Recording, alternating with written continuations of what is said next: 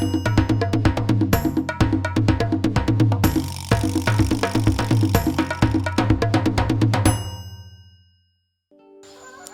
to my YouTube channel and thank you for choosing to watch this video.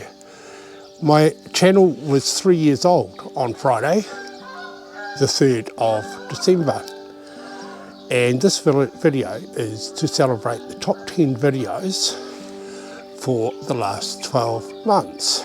So happy birthday to the channel, and thanks to all those folks who have watched, put likes on, made comments and subscribed to my channel. Thank you. Obviously this is the third video in the series. I will add this to a playlist with the other 2 videos that we've produced so far of my best pictures so you can see them all. Those who have watched the previous top 10s will know the way that I've selected these videos, these images for this video. So, and those who have not seen my videos in the past, I will briefly explain the process. I subscribe to 2 photo sharing sites, 500px and Flickr. Each week I post on both sites and post the same photographs on both sites and put identical comments on it. Both sites rank your photos according to the interaction between your followers and your images, and it's basically, now on 500px each image is given a score which is called a pulse. That's a score out of 100 and is typically between around about 70 and the late 90s. On Flickr, they effectively count faves, and those faves in total add up to your total fave score. There's another aspect of Flickr with the explore function. If you like a lot of other people's photos or fave a lot of other people's photos, you will often get your image added to what's called the explore page, which is shown to a lot more viewers than just your followers, and it can go exponential. I've had up to 700 faves on one particular photo on that page. Okay, last year I used a minimum of 97 polls to select the 10 photos that I needed for this video, and I ranked the faves and the polls to give me a rank for both, and then combine those rankings to give me a final ranking for the order of the video. So this year the pulse value to select the images for the video, and I only used the fave value to eliminate any ties, to split up the ties. So this year I had 2 ties. 9th position was a tie with three photos, and in the middle I had 2 photos that were tied, but we'll discuss that later. So that's where we're at this point, and we're just sitting here a matter of just behind you, behind the camera, the position where I took my first number 1 in the first year of my channel. So thank you. This year I've decided to show 11 images in my top 10. I'll go into the reasons for that when I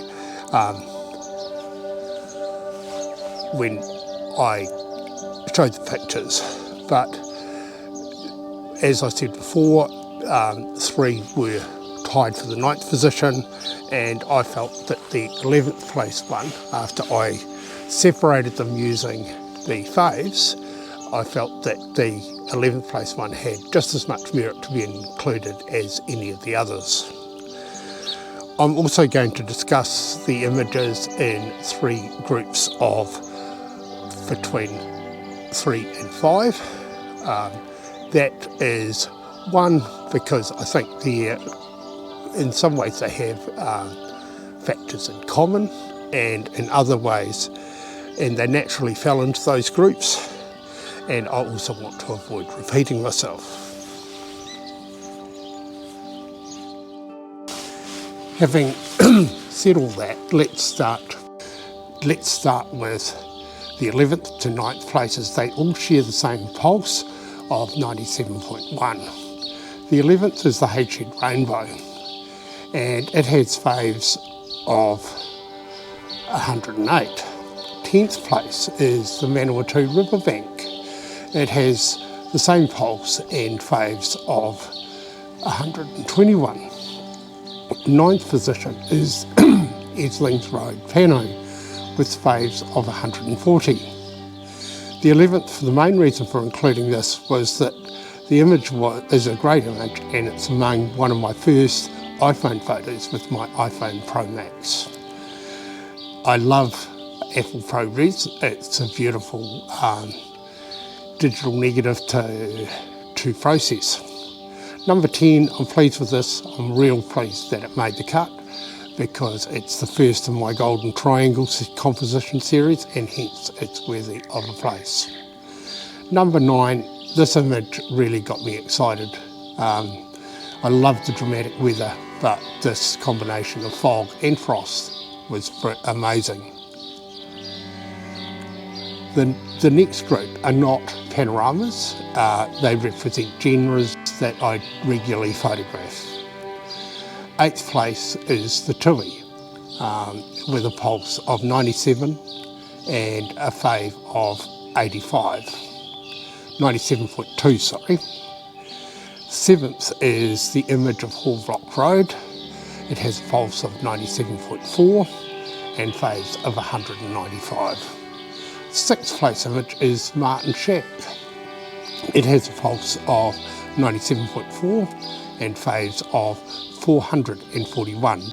The next two images were tied with a pulse of 97.6. The Linton Cottage had faves of 146, and Warren's Tree has faves of 187. I'm very pleased with this bunch. The Tui represents my interests in bird photography. Hallblock Road is a great pano of extreme weather, and on that day, after driving through dense fog and quite unsafe to stop and take photos, I had a hunch that if I drove up Hallblock Road that I'd eventually get on top of it, and so I did, and found a real good spot to take that photo. Martin Shack, Linton Cottage and Warren's Road Tree all reflect my theme of the decrepit, the derelict and the dead. So I'm real pleased to have these represent this genre. Anyway, the last three places are as follows. The Pauanui Road Pano, 97.7 and faves of 170. Grange View Pano, which had a pulse of 98 and faves of 177. The Lagoon Sunrise pano pulse was 98.7 and faves of 191. All are panoramas and are spectacular places to take photos. Number 3, the simple colour palette of greens, blues and white and a little red. Who was it that said that a little red makes a landscape? One of those really remote, one of the most remote spots that I've ever visited. Grange View Pano, this location was number 1 last year, and I believe that this is actually a better image than what I took last year, with more warm tones and sky interest. I didn't want the same vista again as number 1, and I was really pleased that it was number 2. The Lagoon Sunrise is proof that your best images can be found a very short distance away from home. Thank you very much for watching. If you are new to the channel, please consider subscribing. If you have enjoyed the content, please press the like button and show that you like the content. If you want to give me some feedback, please do so in the comments section. Thank you again. I really do appreciate that you've watched for this long, and we'll see you next time.